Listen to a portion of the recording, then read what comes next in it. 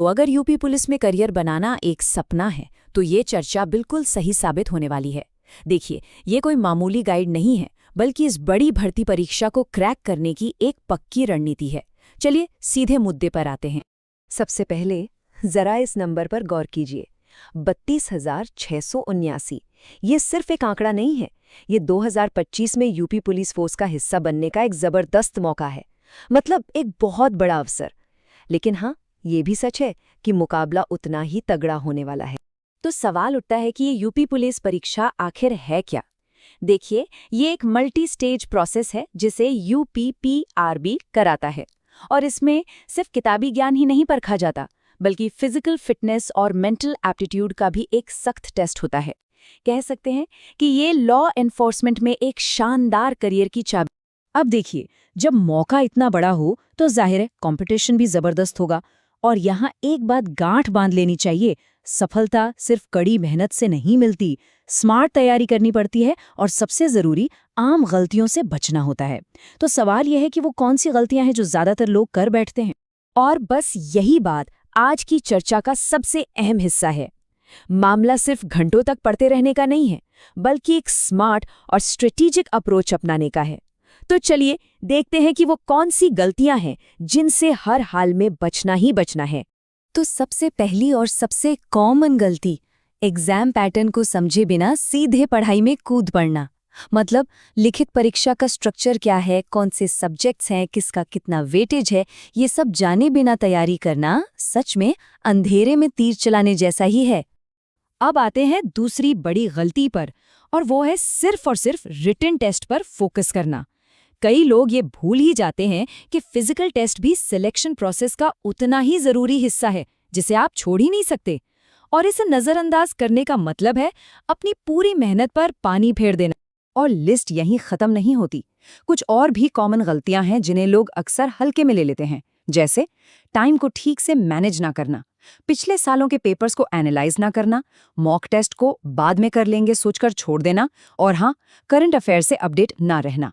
सुनने में ये छोटी छोटी बातें लगती हैं, पर यकीन मानिए ये मिलकर कामयाबी के रास्ते में एक बड़ा रोड़ा बन जाती हैं। चलिए, तो अब गलतियों की बात बहुत हुई, अब आते हैं सॉल्यूशन पर। अब हम उस ब्लूप्रिंट पर नजर डालेंगे जिसकी मदद से इस एग्जाम में कामयाबी से आगे बढ़ा जा सकता है। और शुरुआत करते हैं रिटन एग्जाम के पूरे स्ट्रक्चर को डीकोड करने से। तो अब जरा एग्जाम पैटर्न को बारीकी से समझते हैं। यहाँ देखिए, कुल 150 सवाल हैं और टोटल मार्क्स हैं 300।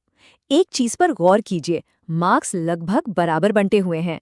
जनरल नॉलेज और मैथ्स एबिलिटी में 38 सवाल, तो वहीं हिंदी और रीजनिंग में 37। अब ये जानना जरूरी क्यों है? क्योंकि यही वो चीज है जो हमें गलती नंबर 1 करने से बचाएगी।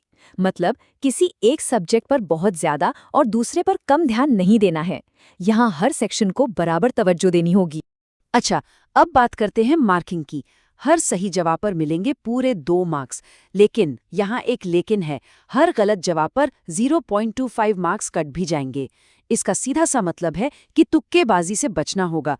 एक बहुत ही सोची समझी स्ट्रैटेजी अपनानी होगी, और ये सब कुछ करना है सिर्फ 2 घंटे के अंदर। टाइम का खेल भी बहुत बड़ा है। जनरल नॉलेज का सेक्शन, जैसा कि हम जानते हैं, काफी बड़ा होता है। इसमें हिस्ट्री, पॉलिटी, ज्योग्राफी जैसे सब्जेक्ट्स तो हैं ही, साथ में नेशनल और इंटरनेशनल करंट अफेयर्स भी। लेकिन यहाँ एक टिप है, उत्तर प्रदेश से जुड़े सवालों पर खास ध्यान देना होगा। मतलब राज्य की एजुकेशन, कल्चर और सोशल कस्टम्स से जुड़े सवाल आपको दूसरों से एक कदम आगे ले जा सकते हैं। अब बात करते हैं जनरल हिंदी की। सच कहूं तो ये सेक्शन रैंक सुधारने का गोल्डन चांस है। ये अक्सर एक हाई स्कोरिंग सेक्शन होता है। बस ग्रामर और वोकैबुलरी पर फोकस करना है। मुहावरे और लोकोक्तियां तो लगभग पूछे ही जाते हैं। अगर इस सेक्शन में अच्छा स्कोर कर लिया तो समझिए कि आप दूसरों से काफी आगे निकल गए। ये जो सेक्शन है ना, ये मैथ्स और लॉजिक दोनों स्किल्स को टेस्ट करता है। एक तरफ है न्यूमेरिकल एबिलिटी, जहां परसेंटेज, प्रॉफिट लॉस जैसे बेसिक मैथ्स के सवालों को तेजी से और सही सही सॉल्व करना है। तो दूसरी तरफ है मेंटल एबिलिटी, जहां लॉजिकली सोचने और पैटर्न पहचानने की काबिलियत दिखानी होगी। रीजनिंग का सेक्शन सिर्फ सवाल सॉल्व करने के बारे में नहीं है दोस्तों। ये इस बात का टेस्ट है कि क्या एक कैंडिडेट पुलिस ऑफिसर की तरह सोच सकता है, क्या प्रेशर में सही फैसला लिया जा सकता है, क्या मुश्किल सिचुएशंस को समझा जा सकता है। ये सेक्शन आपकी मेंटल एप्टीट्यूड और लॉजिकल सोच को परखता है, जो ऑन ड्यूटी काम आने वाली सबसे ज़रूरी स्किल्स हैं। चलिए अब अगले पड़ाव की तरफ बढ़ते हैं। रिटन एग्जाम क्लियर करने के बाद आती है फिजिकल टेस्ट की बारी। अब हम ये देखेंगे कि गलती नंबर 2 से कैसे बचना है और फिजिकल रिक्वायरमेंट्स क्या हैं और उन्हें कैसे पूरा करना है। तो मेल कैंडिडेट्स के लिए स्टैंडर्ड्स बिल्कुल साफ हैं। अगर कोई जनरल, ओबीसी या एससी कैटेगरी से है तो मिनिमम हाइट चाहिए 168 सेंटीमीटर। हाँ, एसटी कैंडिडेट्स के लिए थोड़ी छूट है, 160 सेंटीमीटर। और यही चीज़ चेस्ट मेजरमेंट पर भी लागू होती है। फीमेल कैंडिडेट्स की बात करें तो जनरल, ओबीसी और एससी कैटेगरी के लिए मिनिमम हाइट है 152 सेंटीमीटर और एसटी कैंडिडेट्स के लिए 147 सेंटीमीटर। और हाँ, एक बहुत ज़रूरी बात, सभी फीमेल कैंडिडेट्स के लिए मिनिमम वजन 40 किलो होना कंपल्सरी है। और फिर आती है आखिरी फिजिकल चुनौती, दौड़।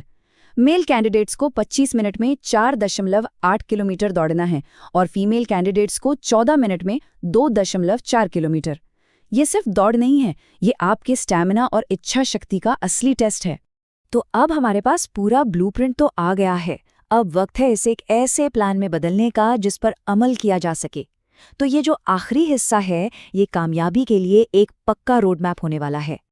तो कामयाबी का ये रोड मैप आखिर है क्या? चलिए इन 5 स्टेप्स को समझते हैं। स्टेप 1, पढ़ाई और फिजिकल ट्रेनिंग के लिए एक बैलेंस्ड शेड्यूल बनाइए। स्टेप 2, अपनी कमजोरियों को पहचानकर उन पर काम कीजिए, सिर्फ वो मत पढ़िए जो पहले से आता है। स्टेप 3, बार बार रिवीजन, ये बहुत जरूरी है ताकि पढ़ी हुई चीजें याद रहें। स्टेप 4, मॉक टेस्ट और पुराने पेपर्स की प्रैक्टिस कीजिए, इससे टाइम मैनेजमेंट में मास्टरी हो जाएगी।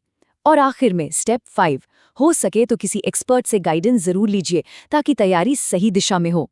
तो कुल मिलाकर बात यह है, सवाल सिर्फ मेहनत का नहीं बल्कि स्मार्ट मेहनत का है। ये पूरी चर्चा एक रास्ता दिखाने के लिए थी, अब उस पर चलना है। तो असली सवाल ये है, क्या इस चुनौती के लिए तैयारी स्मार्ट तरीके से होगी?